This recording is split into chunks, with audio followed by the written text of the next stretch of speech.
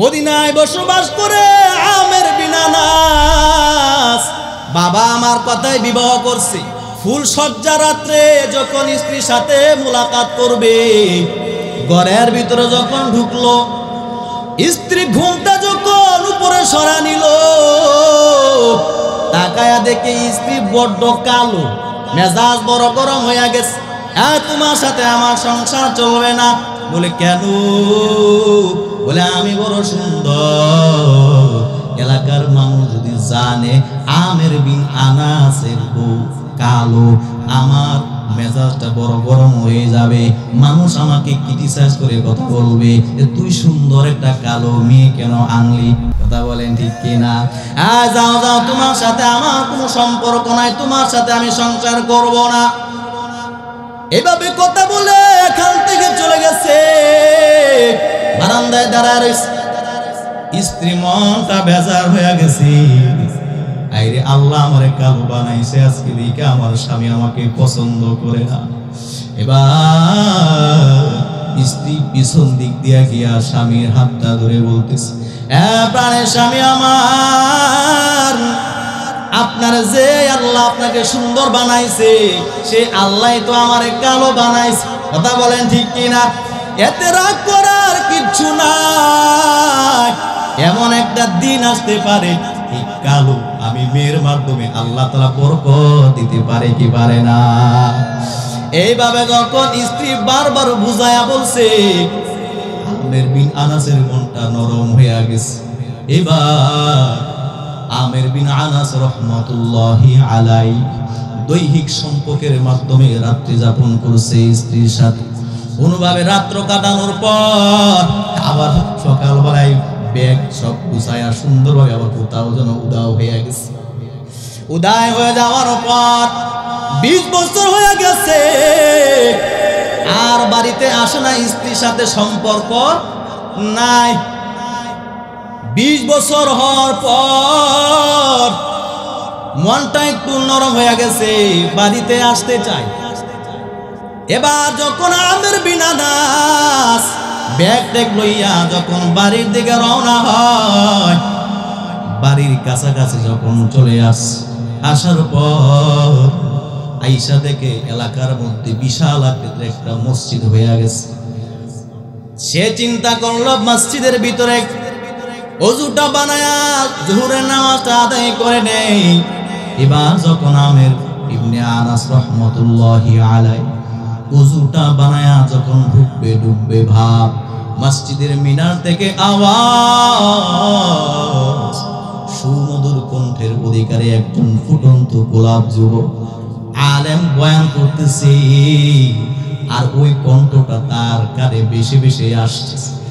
যতবারই শুনতেছে আমের বিন আনাসের ভালোই লাগতেছে। আল্লাহু আকবার। আমের বিন আনাস ডাক দিয়ে কয়, আল্লাহ, এমন কি সুন্দর সুর কণ্ঠ মানুষেরও হতে পারে। আল্লাহু আকবার। আল্লাহ, এমন একজন বড় আলেম, এমন সুমধুর কণ্ঠের অধিকারীর একজন সন্তানের বাবা যদি তুমি আমারে বানাইতা, আমি নিজেকে বড় ধন্য মনে করতাম, নিজেকে বড় ধন্য মনে করতাম। বয়ান শুনতেছি আর সামনের দিকে আগাইতেছি, সামনের দিকে আগাই যাইতে যাইতে আমের বিন আনাস রহমাতুল্লাহি আলাইহি বলেন, আমি বয়ান শুনতে শুনতে মসজিদের একটা কোণার মধ্যে বসে গেলাম। আল্লাহু আকবার। ফুটন্ত গোলাপ আলেম বয়ান করতেছে, শুনতেছি, বড্ড অনেকই ভালো লাগতেছে। বয়ান করতে করতে করতে একটা মুহূর্তে সে মুনাজাত ধরে ফেলল। মুনাজাত এত সুন্দর, এত মজার কণ্ঠের অধিকারী, সুন্দর করে সে মুনাজাত করতেছে। আমি চোখের পানি ধরে রাখতে পারলাম না, চোখের পানি ধরে রাখতে পারলাম না। চোখ থেকে ঝরঝর করে পানি পড়তেছে। আমার গা গুলা ভিজে গেছে, আমার দাড়ি গুলা ভিজে গেছে। এর নবর উম্মতের দল মুনাজাত যখন শেষ হয়ে গেছে, মুনাজাত শেষ হওয়ার পর মসজিদের যারা মুতাআল্লি যারা আছে, মসজিদের খেদমতে যারা আছে, এদেরকে আমি ডাক দেয়া বললাম, এ ভাই, এই ফুটন্ত গোলাপ একটা যুবক সুন্দর কণ্ঠের অধিকারী, ওর বাড়ি কোথায়? ওর পরিচয়টা কি আমি আমের বিন আনা জানতে চাই। অত্যন্ত মায়া করে স্নেহ করে ভালোবেসে তালিমুস সুন্নাহ আল ইসলামিয়া মাদ্রাসার ইসলামী মহাসম্মেলনে আসার এবং বসার মতন তৌফিক দান করেছেন। সেজন্য মহান রব্বুল আলামিন দরবারে অন্তঃস্থল থেকে মহব্বতের সহিত ভালোবাসার সহিত কালিমাতুশ শুকুর আদায় করি। সকলে বলি আলহামদুলিল্লাহ। আর একটু আওয়াজ দিয়ে কি বলা যাবে আলহামদুলিল্লাহ? কারণ আলহামদুলিল্লাহ বললেই লাভ। হাদিস শরীফের মধ্যে আসছে আল্লাহ নবী সাল্লাল্লাহু আলাইহি ওয়াসাল্লাম বলেন, যে ব্যক্তি একবার সুবহানাল্লাহ, একবার আলহামদুলিল্লাহ, একবার আল্লাহু আকবার বলে আল্লাহ পাক রব্বুল আলামিন তার জন্য জান্নাত থেকে একটা স্পেশাল গাছ লাগায়। সুবহান, এই যে সুবহানাল্লাহ বলছেন আরেকটা গাছ লাগায় দিচ্ছে, আবার বলছেন আরেকটা গাছ লাগায় দিচ্ছে। এইভাবে যতবার বলবো ততবারই একটা একটা করে জান্নাতে গাছ লাগায় দিচ্ছে। সুবহানাল্লাহ। ওই গাছের পরিধিটা কেমন হবে? আল্লাহ নবী সাল্লাল্লাহু আলাইহি ওয়াসাল্লাম বলেন, ওই গাছের ছায়ার পরিধিটা এত বড় হবে যে একটা তেজস্বী ঘোড়া যদি ওই ছায়ার নিচ দিয়া 500 বছর যদি দৌড়াইতে থাকবে এরপরেও ওই গাছের ছায়া শেষ করতে পারবে। তাহলে সুবহানাল্লাহ, আল্লাহু আকবার, আলহামদুলিল্লাহ সওয়াব হয় না গুনাহ হয়? এটা আওয়াজ দিয়ে কোন না? তাহলে জোরে সোরে সুবহানাল্লাহ আলহামদুলিল্লাহ বলতে পারবো তো ইনশাআল্লাহ? পারবো তো ইনশাআল্লাহ? এটা একটা জান্নাতের বাগান। কিসের বাগান? জান্নাতের বাগানে সবাই আসতে পারে? কথা কয় না। এই জান্নাতের বাগানে সবাই আসতে পারে? সবাই আসতে পারে। সংসদ ভবনে যেমন সবাই ঢুকতে পারে না, এটা একটা ভিভিআইপি জায়গা, সবাই ঢুকতে পারে না। ঠিক তেমনি ভাবে এটাও একটা আল্লাহ তাআলা জান্নাতের বাগান, এখানে সবাই ঢোকা সম্ভব হয় না। আল্লাহ যাকে ভালোবাসে মহব্বত করে ওনারাই এখানে আয়সা ঢুকতে পারে। কথা কয় না কেন? কারণ আমিও মানুষ, যারা বাহিরে বাজারে আড্ডা দিতেছে, যারা শুনতেছে, ওনারাও মানুষ, ওনারাও আল্লাহর বান্দা। আমাদেরকে আল্লাহ তাআলা সেই সুযোগ করিয়ে দিয়েছে ভিতরে ঢোকার জন্য। অনেকে দাঁড়ায় শুনতেছে, বাপদা দিয়ে হুজুর কি ওয়াজ করে, কেমন লাগে, এরকম চিন্তা ভাবনা করতেছে। কথা কয় না কেন? ভালো লাগে যাবো, আর না হয়তো রাস্তা চিনা আছে বাসার দিকে যাবো। আর কিছু লোক আছে এমন ঢুকলেও কিছু বাদাম লে ঢুকে খার ওয়াশ, বাদাম না লাগলে বাদাম তো আছে দিতে দেয়। কথা কয় না কেন? আমাদের দেশে দেখবেন নেত্রকোনা, এখন লোক আছে নেত্রকোনা, আচ্ছা মা বোনেরা মুরগির মাধ্যমে ডিম পাড়ায় না? ওই ডিম আবার এই মুরগি নিচে দেয় কে? বাচ্চা ফোটানোর জন্য। কিছু ডিম আছে দেখবেন মার পায় না, গরম পায় না, যার দরুন বাচ্চা দেওয়া থেকে কি থাকে? বঞ্চিত থাকে। বাচ্চা পাইতে হইলে মার পাইতে হইবে। যেগুলো সাইডে পড়ে থাকে এগুলো কিন্তু বাচ্চা দিতে পারে না। আমাদের নেত্রকোনা ভাষায় বলা হয় কাঞ্জা ডিম, আপনাদের ভাষা কি কয়? নষ্ট ডিম। এই একই কথা, তো মিলে গেছে। যাই হোক,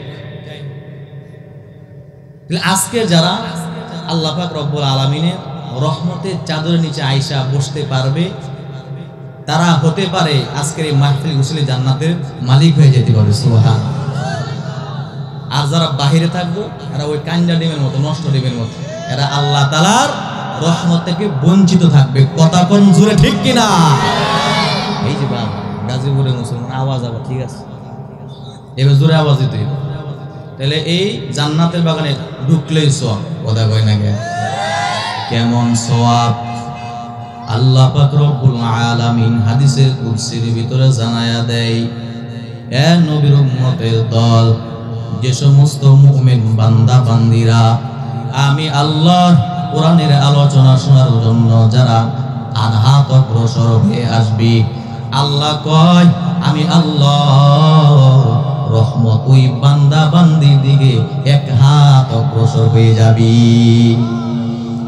এর গাজীপুরে মুসলমান যুবক, এখানে খান্ত না, আল্লাহ রাব্বুল আলামিন জানায়া দেয় যে সমস্ত মুমিন বান্দা বান্দির দল আমি আল্লাহ তাআলার কোরআন হাদিসের আলোচনা শোনার জন্য যারা এক হাত অগ্রসর হয়ে আসবি, আমি আল্লাহ রহমত ওই বান্দা বান্দির দিকে হাইটা হাইটা যাইতে থাকবে। সুবহানাল্লাহ।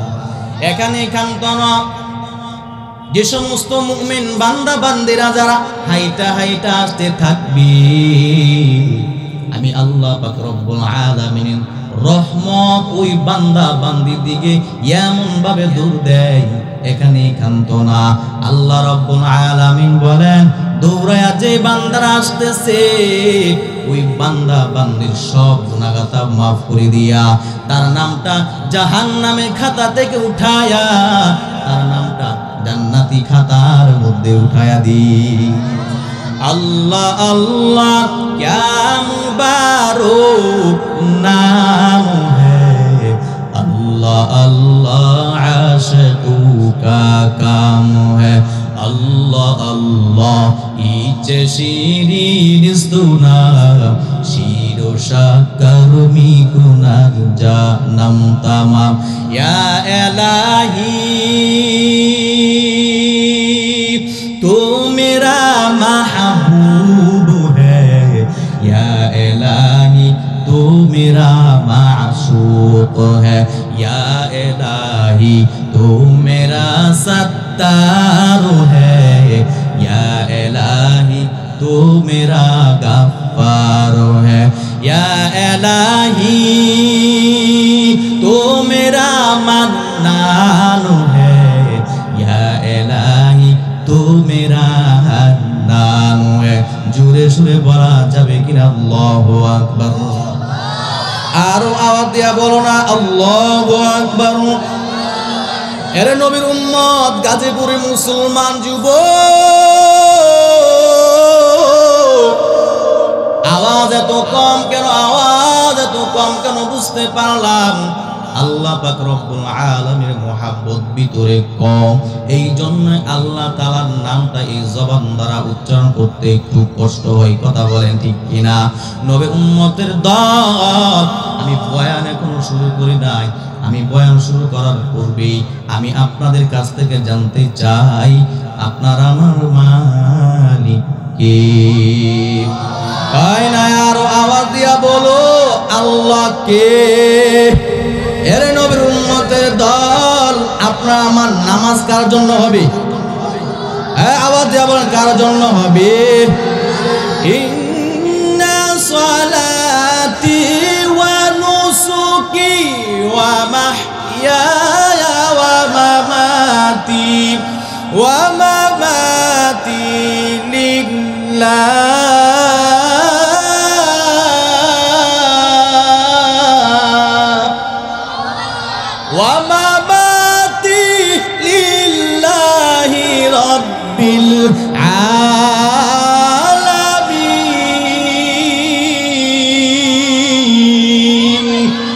কালামে জিন্দা কুরআনে হাকিম হিকমতে উলায়া জালাস্তু কদিম জামিউল ইলমি ফিল কুরআনে হাকিম তাকাসারত আনহু ওয়াফহামু রিজালি। আল্লাহু আকবার। এটা কোরআনের বাগান। আল্লাহ রাব্বুল আলামিন বলে, যারা কোরআনের সাথে সম্পর্ক রাখবে, যারা হাদিসের সাথে সম্পর্ক রাখবে, মাদ্রাসার সাথে সম্পর্ক রাখবে, আলেমদের সাথে সম্পর্ক রাখবে, আল্লাহ পাক রব্বুল আলামিন কয় এদেরকে দুনিয়া এবং আখিরাতের সম্মান আমি আল্লাহ তাআলা বাড়ায়া দিব। ইন্না নাহনু নাযালনা যিকরা ওয়া ইন্না লাহু লাহাফিজুন।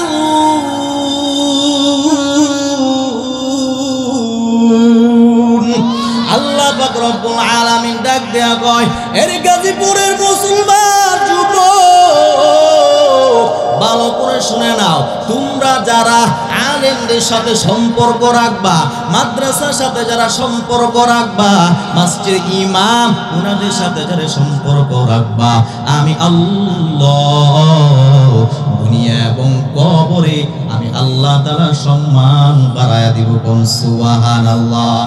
এর উম্মতের দল, মাদ্রাসা ছাত্রদেরকে ভালোবাসার দরকার আছে না নাই? এর নয় উম্মতের দল, আমরা তো নিজেকে অহংকার মনে করি, বড় বড় ভাব, অথচ দেওবন্দ মাদ্রাসা দিকে তাকা। দেওবন্দ মাদ্রাসার প্রতিষ্ঠাতা হযরতে কাসেম নানতুবি রহমাতুল্লাহি আলাইহি, যিনাকে পয়গম্বর স্বপ্নে যুগে দেখা দিয়েছিল, কাসেম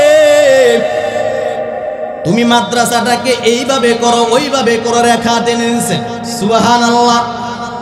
এর নবীর উম্মতের দল, সেই কাসেম নানতুবি রহমাতুল্লাহি আলাইহি যুগ শ্রেষ্ঠ কত বড় আলেম বুজুর্গ, যিনি মাদ্রাসার প্রতিষ্ঠাতা দারুল দেওবন্দের, এর পরেও ছাত্রদেরকে কত মোহাব্বত করত।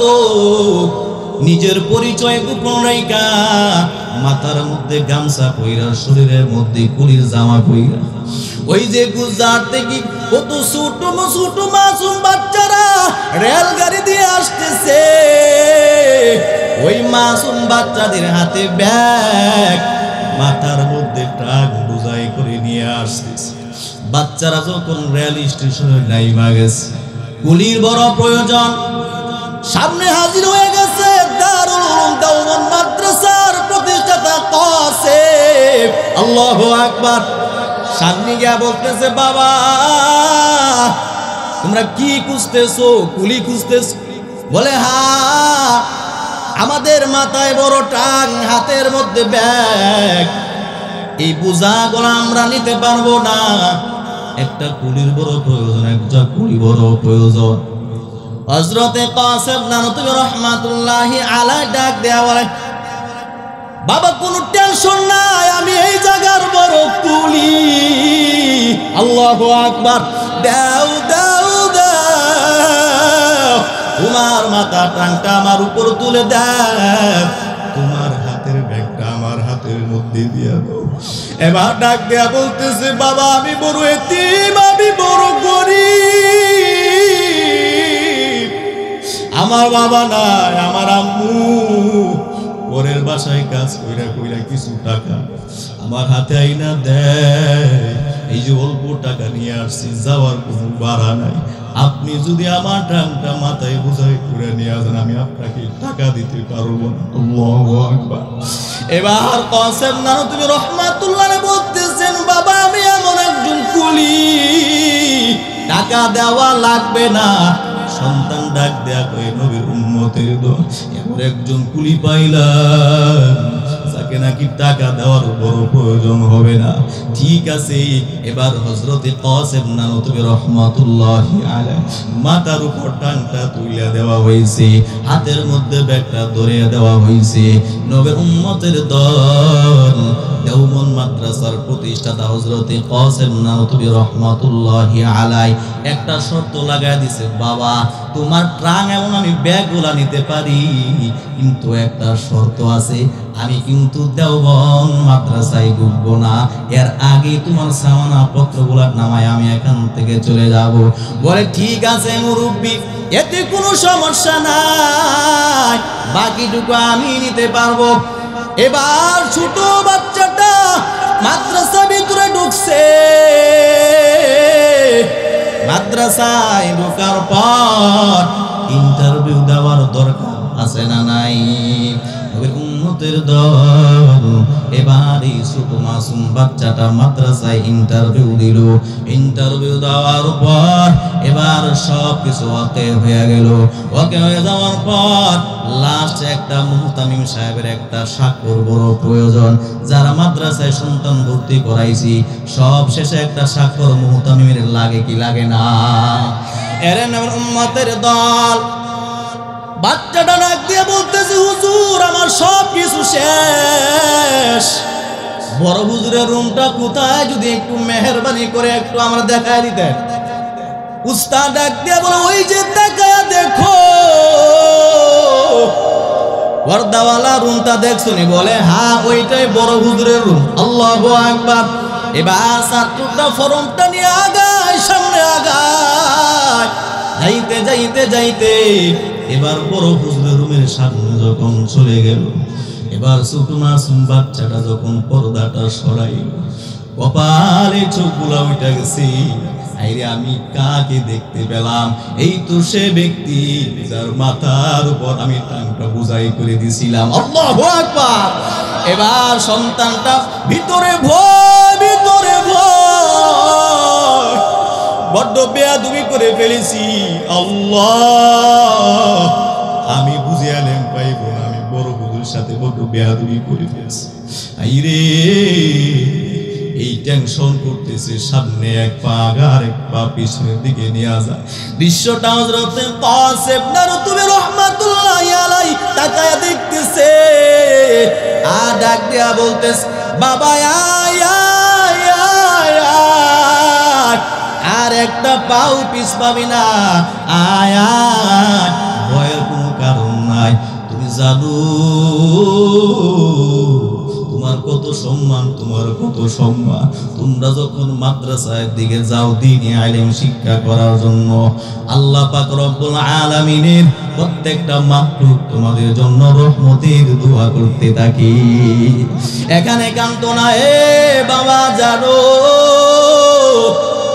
তোমরা যখন ঘর থেকে বের হয়ে যাও, আল্লাহ পাক রব্বুল আলামিনের বিশাল আকারের সমুদ্রের নিচে যতগুলা মাছ আছে সবগুলা তোমাদের জন্য রহমতে দোয়া করতে থাকে।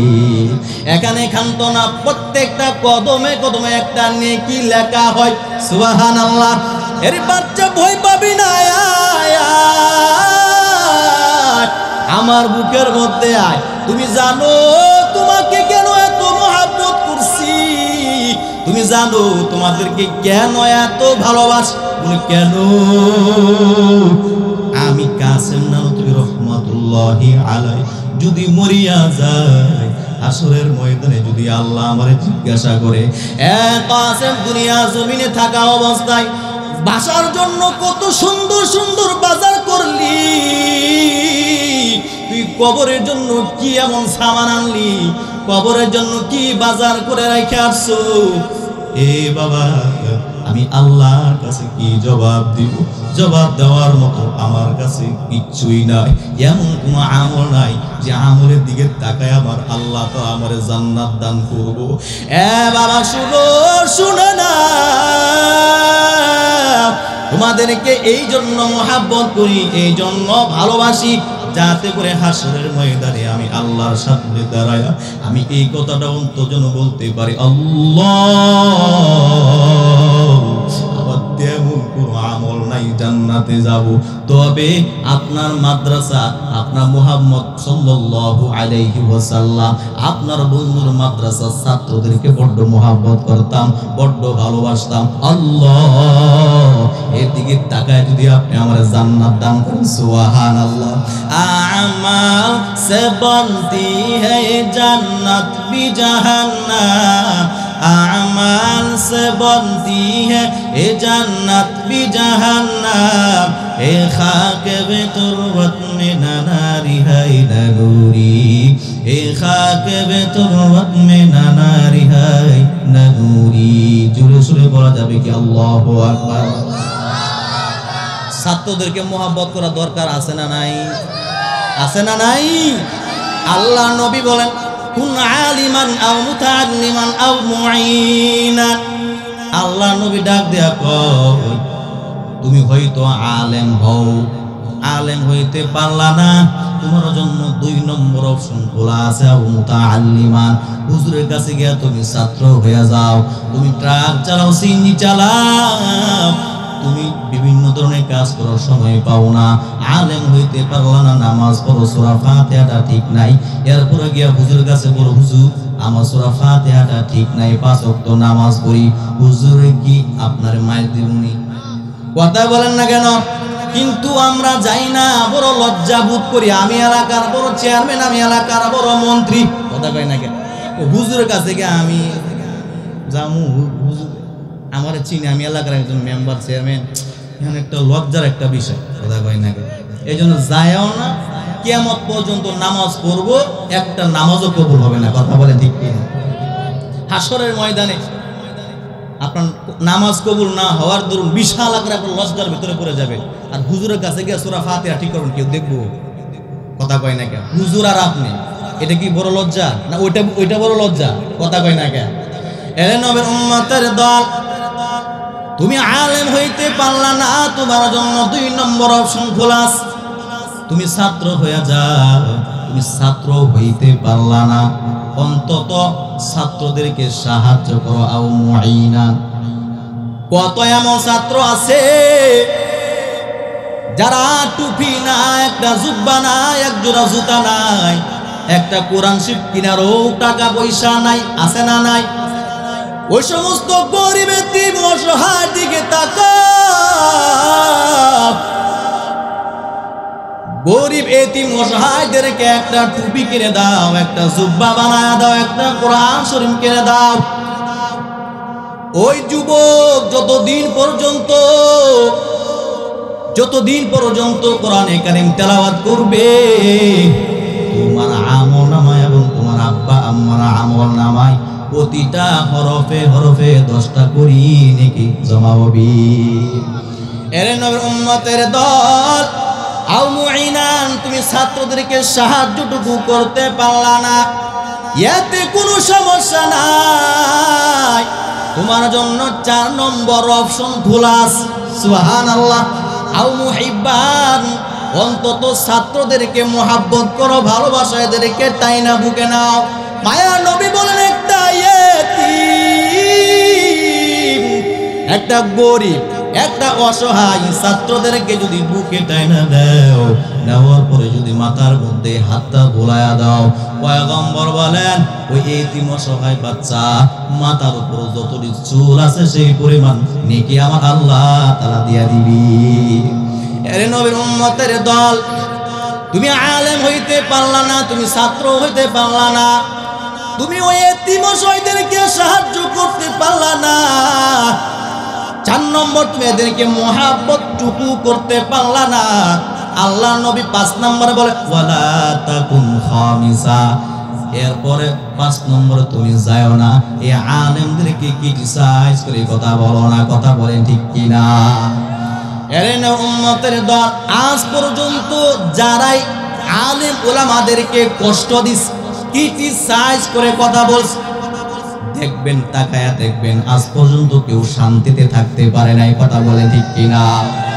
এরে নবী উম্মতের দল, স্বৈরাচার খুনি শেখ হাসিনার দিকে তাকাও।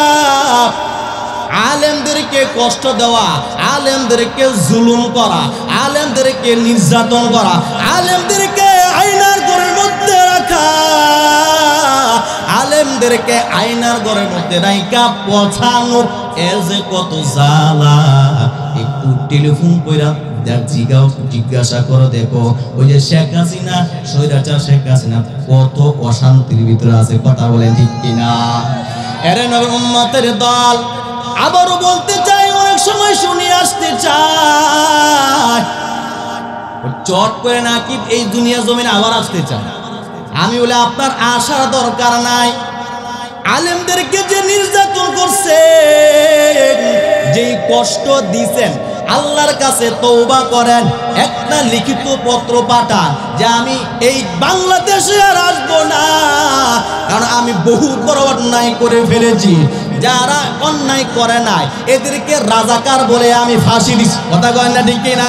আরে নবী উম্মতের দল, আপনার পত্র লেখার মধ্যে জানায়া দেন হুজুরদেরকে, যাদেরকে আমি আলেমদেরকে কষ্ট দিছি, এরা যেন আমার জন্য বদদোয়া না করে, এরা যেন আমার জন্য ভালো দোয়া করে, আমার মৃত্যুর সময় যেন কালিমা নসিব হয়। কথা বলেন ঠিক কিনা? এরে নবী উম্মতের দল, তাহলে ছাত্রদেরকে মোহাব্বত করার দরকার আছে না নাই? কথা কোন নাকি আছে না নাই? অনেকে আছে ক্রিটিসাইজ করে কথা বলে, কথা কয় না কে? এরে নবী উম্মতের দল, যদি হাফেজ বানাতে চাও, সন্তানটারে যদি আলেম বানাতে চাও, ঘরের ভিতরে সুন্দর মেয়ে আনা দরকার নাই, গুণবতী একটা স্ত্রী আনা দরকার আছে না নাই? এর নবীর উম্মতের দল, অনেকে আছে কালো স্ত্রী দেখলে মেজাজ গরম হয়ে যায়। কথা কই না কেন? এ নবীর উম্মত, কালোর ভিতরে আল্লাহ তাআলা বরকত দিতে পারে কি পারে না? মদিনায় বসবাস করে আমের বিন আনাস বাবা আমার কথায় বিবাহ করছে। ফুল সজ্জা রাত্রে যখন স্ত্রীর সাথে মুলাকাত করবে, ঘরের ভিতরে যখন ঢুকলো, স্ত্রী ঘুমটা যখন উপরে সরা নিল, তাকায়া দেখে স্ত্রী বড্ড কালো, মেজাজ বড় গরম হয়ে গেছে। তোমার সাথে আমার সংসার চলবে না। বলে কেন? বলে আমি বড় সুন্দর, এলাকার মানুষ যদি জানে আমের বিন আনাসের বউ কালো, আমার মেজাজটা বড় গরম হয়ে যাবে, মানুষ আমাকে ক্রিটিসাইজ করে কথা বলবে, তুই সুন্দর একটা কালো মেয়ে কেন আনলি? কথা বলেন ঠিক কিনা? যাও যাও, তোমার সাথে আমার কোনো সম্পর্ক নাই, তোমার সাথে আমি সংসার করব না। এভাবে কথা বলে এখান থেকে চলে গেছে। বারান্দায় দাঁড়ায় রয়েছে। স্ত্রী মনটা বেজার হয়ে গেছে। আইরে আল্লাহ আমারে কালো বানাইছে, আজকে দিকে আমার স্বামী আমাকে পছন্দ করে না। এবার স্ত্রী পিছন দিক দিয়া গিয়া স্বামীর হাতটা ধরে বলতেছে, প্রাণের স্বামী আমার, আপনার যে আল্লাহ আপনাকে সুন্দর বানাইছে, সে আল্লাহ তো আমারে কালো বানাইছে। কথা বলেন ঠিক কিনা? এতে রাগ করার কিচ্ছু নাই। এমন একটা দিন আসতে পারে এই কালো আমি মেয়ের মাধ্যমে আল্লাহ তাআলা বরকত দিতে পারে কি পারে না?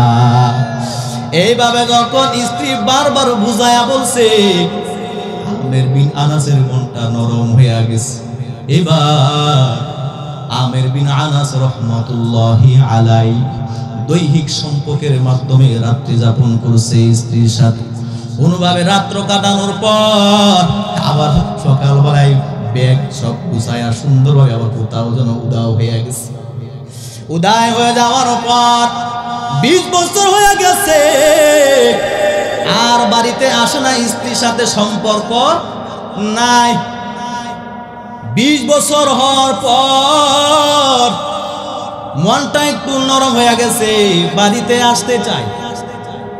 এবার যখন আমের বিন আনাস ব্যাগ ট্যাগ লইয়া যখন বাড়ির দিকে রওনা হয়, বাড়ির কাছাকাছি যখন চলে আসার পর আইসা দেখে এলাকার মধ্যে বিশাল আকৃতির একটা মসজিদ হয়ে গেছে।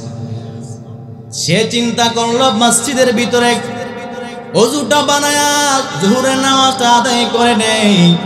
এবার যখন আমের ইবনে আনাস রহমাতুল্লাহি আলাইহি ওযুটা বানায়া যখন ডুববে ভাব, মসজিদের মিনার থেকে আওয়াজ, সুমধুর কণ্ঠের অধিকারী একজন ফুটন্ত গোলাপ যুবক আলেম বয়ান করতেছে, আর ওই কণ্ঠটা তার কানে বেশি বেশি আসছে। যতবারই শুনতেছে আমের বিন আনাসের ভালোই লাগতেছে। আল্লাহু আকবার। আমের বিন আনাস ডাক দিয়ে কয়, আল্লাহ, এমন কি সুন্দর সুর কণ্ঠ মানুষেরও হতে পারে। আল্লাহু আকবার। আল্লাহ, এমন একজন বড় আলেম, এমন সুমধুর কণ্ঠের অধিকারীর একজন সন্তানের বাবা যদি তুমি আমারে বানাইতা, আমি নিজেকে বড় ধন্য মনে করতাম, নিজেকে বড় ধন্য মনে করতাম। বয়ান শুনতেছি আর সামনের দিকে আগাইতেছে, সামনের দিকে আগায় যাইতে যাইতে আমের বিন আনাস রহমাতুল্লাহি আলাইহি বলেন, আমি বয়ান শুনতে শুনতে মসজিদের একটা কোণার মধ্যে বসে গেলাম। আল্লাহু আকবার। ফুটন্ত গোলাপ আলেম বয়ান করতেছে, শুনতেছি, বড্ড অনেকই ভালো লাগতেছে। বয়ান করতে করতে করতে একটা মুহূর্তে সে মুনাজাত ধরে ফেলল। মুনাজাত এত সুন্দর, এত মজার কণ্ঠের অধিকারী, সুন্দর করে সে মুনাজাত করতেছে। আমি চোখের পানি ধরে রাখতে পারলাম না, চোখের পানি ধরে রাখতে পারলাম না। চোখ থেকে ঝরঝর করে পানি পড়তেছে। আমার গা গুলা ভিজে গেছে, আমার দাড়ি গুলা ভিজে গেছে। এরে নবীর উম্মতের দল, মুনাজাত যখন শেষ হয়ে গেছে, মুনাজাত শেষ হওয়ার পর মসজিদের যারা মুতাআল্লি যারা আছে, মসজিদের খেদমতে যারা আছে এদেরকে আমি ডাক দেয়া বললাম, এ ভাই, এই ফুটন্ত গোলাপ একটা যুবক সুন্দর কণ্ঠের অধিকারী, ওর বাড়ি কোথায়, ওর পরিচয়টা কি? আমি আমের বিন আনা জানতে চাই। ওই এলাকার মানুষ ডাক দেয়া কয়, তাকে আপনি চিনেন না, আপনার বাড়ি কোথায়? সে হলো আমাদের গ্রামের সবচেয়ে বড় আলেম। সুবহানাল্লাহ, আমাদের গ্রামের সবচেয়ে বড় আলেম, তার নাম হচ্ছে ইমাম মালিক রহমাতুল্লাহি আলাইহি। আল্লাহু আকবার। বলে ওর বাড়ি কোথায়? ওই যে দেখা যায় ওর বাড়ি। কিছু কিছু চিনতে পারছে। বলে ঠিক আছে, এলাকার বড় আলেম।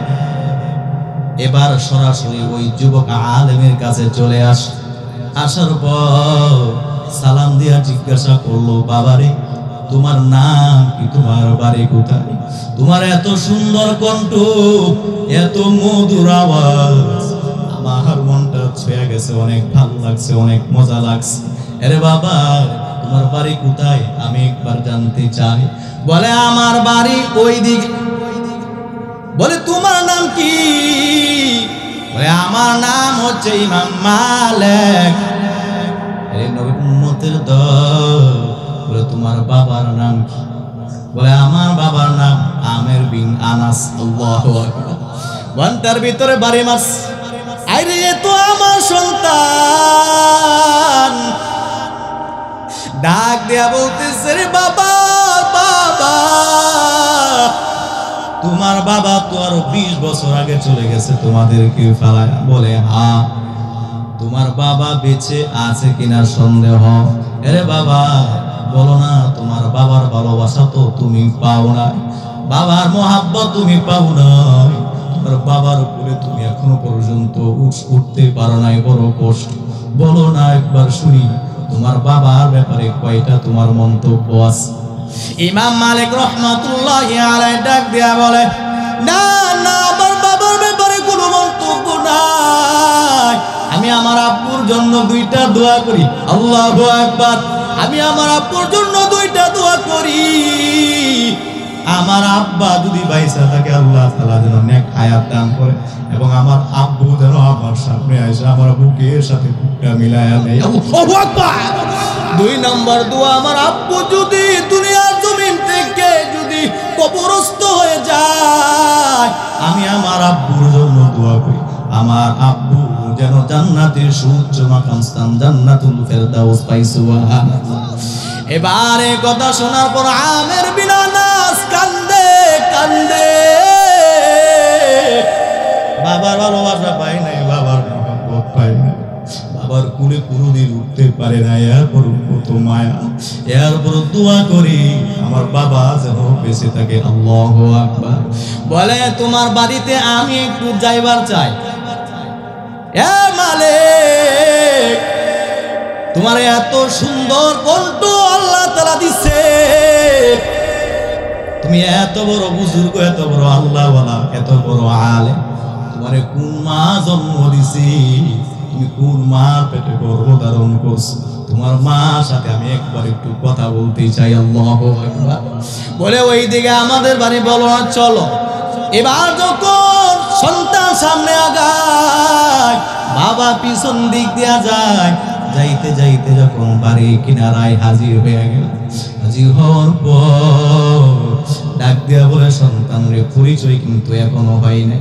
ডাক দেয়া বলে, মালিক, তোমার আম্মার কাছে গিয়া বলো আমাকে 1 গ্লাস পানি দেওয়ার জন্য। পানি আনার আগে আরেকটা কথা তুমি জানায়া দিও, যদি আল্লাহ তাআলা বরকত দিতে চান, কালোর ভিতরেও বরকত দিতে পারি। কথা কোন ঠিক কিনা? এবার যখন সন্তান ঘরের ভিতরে চলে গেল, যাওয়ার পর আম্মুকে ডাক দিয়া বলে, আম্মু, আমার সাথে একজন মেহমান আসছে। ও আম্মু, মেহমান 1 গ্লাস পানি চাইছে।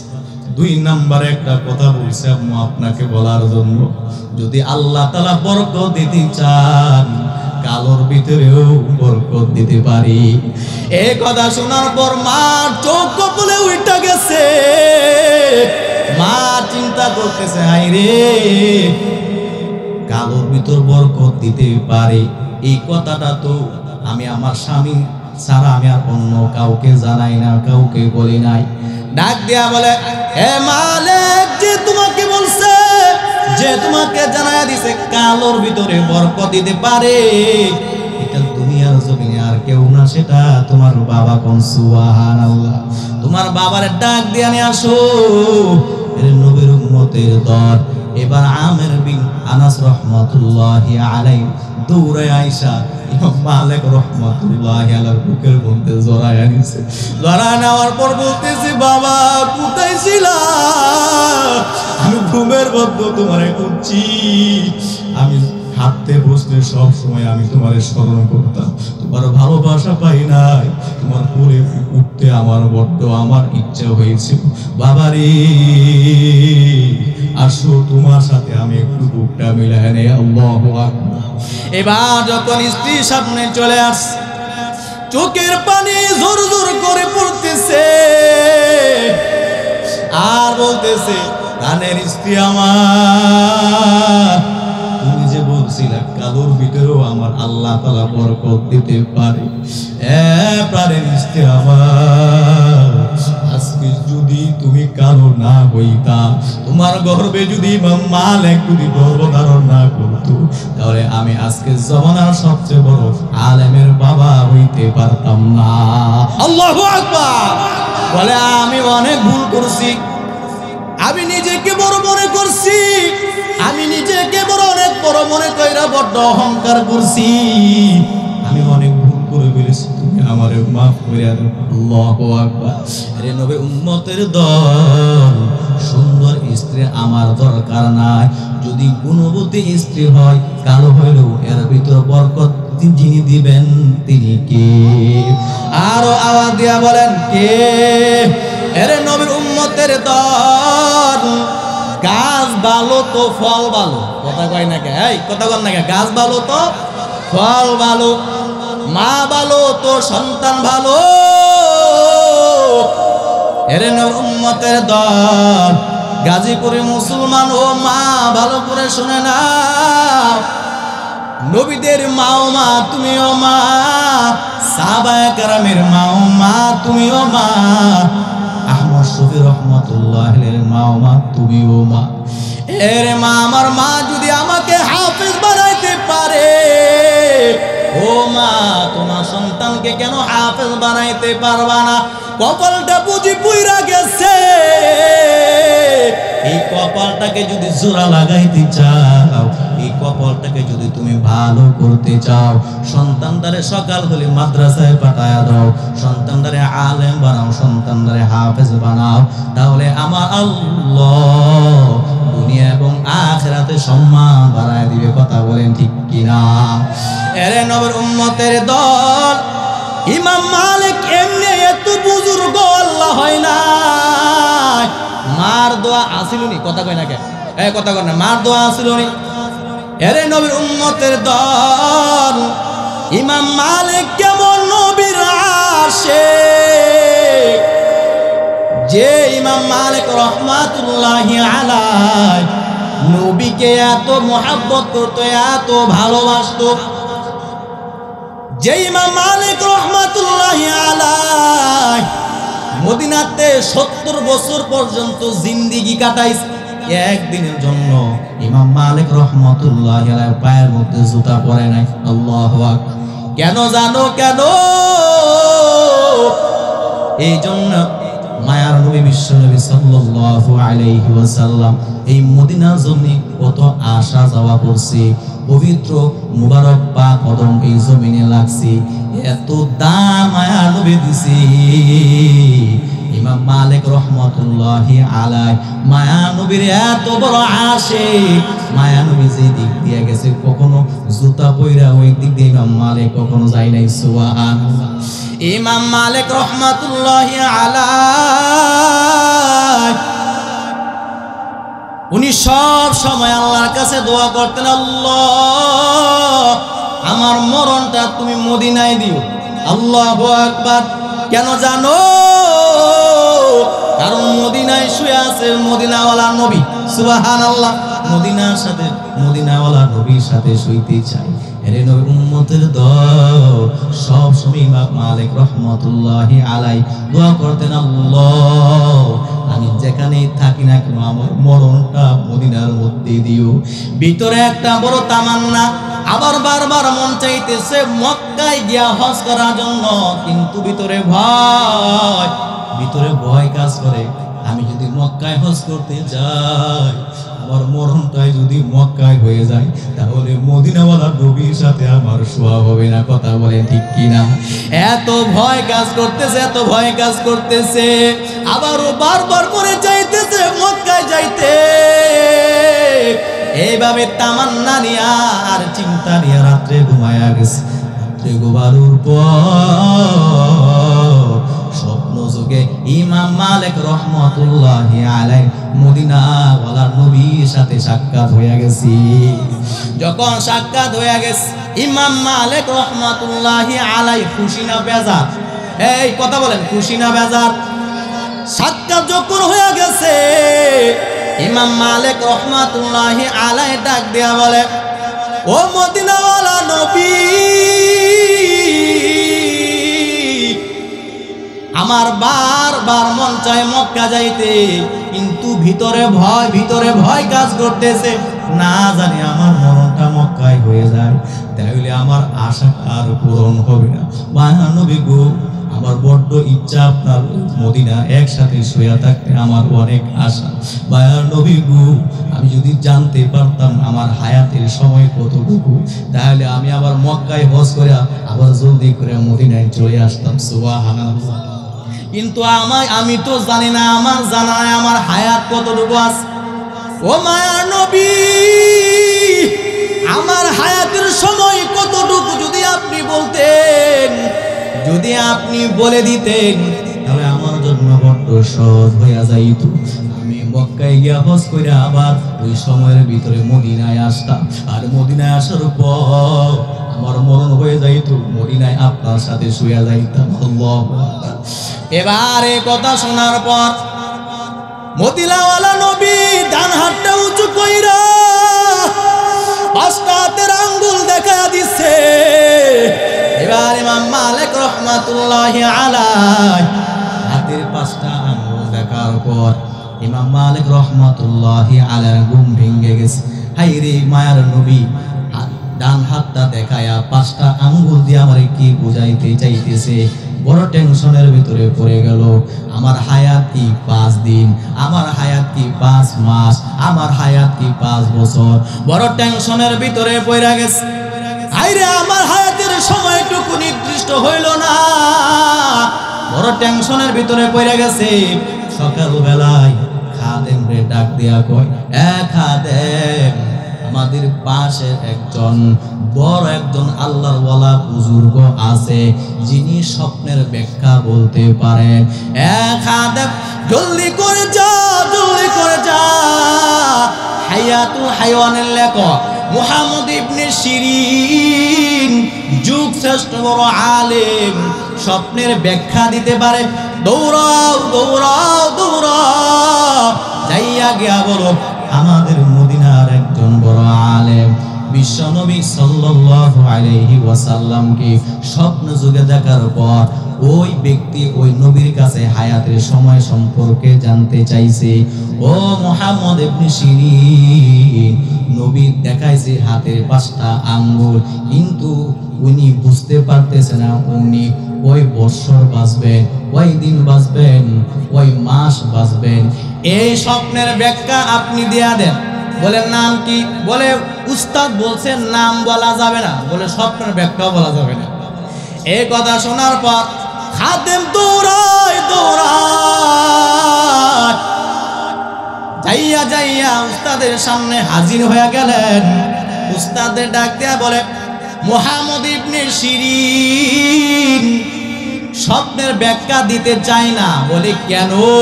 বলে আপনার নাম যদি না কই তাহলে সে এই স্বপ্নের ব্যাখ্যা দিবে না।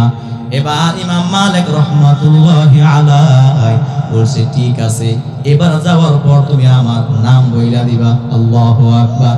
এবার যাওয়ার পর বলছে যে মদিনার একজন বড় বুজুর্গ এই স্বপ্ন দেখছে, তার নাম হলো ইমাম মালিক। আল্লাহু আকবার। ওই মুহাম্মদ ইবনে সিরিন মুচকি মুচকি হাসে, বলে আমি আগেই থেকেই আমি চিন্তা করতেছিলাম এটা ইমাম মালিক রহমাতুল্লাহি আলাইহি ছাড়া এরকম স্বপ্ন আর কেউ দেখতে পারে না। এর নবীর উম্মতের দল মুহাম্মদ ইবনে সিরিন ডাক দিয়া বলে খাদেম, হাতের 5 আঙ্গুল দ্বারা কি বুঝাইছে বুঝতে পারো? নবীর উম্মতের দল এমন 5টা গোপনীয় বিষয় আছে যেটাকে বলা হয় মাফাতিহুল গায়ব। এমন 5টা বিষয় আছে অদৃশ্য বিষয়, যে 5টা বিষয় সম্পর্কে এই বিষয় সম্পর্কে কোনো নবী জানে না, কোনো রাসূল জানে না, কোনো সাহাবী জানে না, কোনো তাবী জানে না। এ খাদেম, এই 5 আঙ্গুল দ্বারা কি বুঝাইছে জানো? 5 দিন বুঝাই নাই, 5 মাস বুঝাই নাই, 5 বছর বুঝাই নাই। এমন 5টা অদৃশ্যের বিষয় সম্পর্কে বলছে যে 5টা বিষয় সম্পর্কে নবী রাসূলরাও জানে না। আল্লাহু আকবার। এই বিষয়ে যিনি জানেন তিনি কে? আরো আওয়াজ দিয়ে বলো তিনি কে? 1 নম্বর হলো ইন্নাল্লাহা ইনদাহু ইলমুস সাআ। কিয়ামত কখন সংঘটিত হবে এটা কেউ জানেনি, যিনি জানে তিনি কে? এরে নবীর উম্মতের দল 2 নম্বর, মার পেটে যে সন্তান চলে আসে সেটা মেয়ে হয় কিনা ছেলে হয় এটা সে জানেন কে? আয় আওয়াজ দিয়া বলেন জানেন কে? এরে নবীর উম্মতের দল, আপনি আগামীকাল কি খাইবেন, কোথায় যাবেন সে সম্পর্কে জানেন কে? কথা কয় না দি, জানেন কে? আপনি আগামীকাল কি দিয়া খাবেন সেই সম্পর্কে জানেন কে? আপনি কোন দিন মারা যাবেন সেই সম্পর্কে যিনি জানেন তিনি কে? আর আওয়াজ দিয়া বলেন তিনি কে? এরে নবীর উম্মতের দল, তুমি তোমার উস্তাদকে গিয়া বলো আমি মুহাম্মদ ইবনে সিরিন কেন কোন নবী রাসূলরাও এই সম্পর্কে জানে না। আল্লাহু আকবার। এই বিষয়ে সম্পর্কে যিনি জানেন তিনি কে?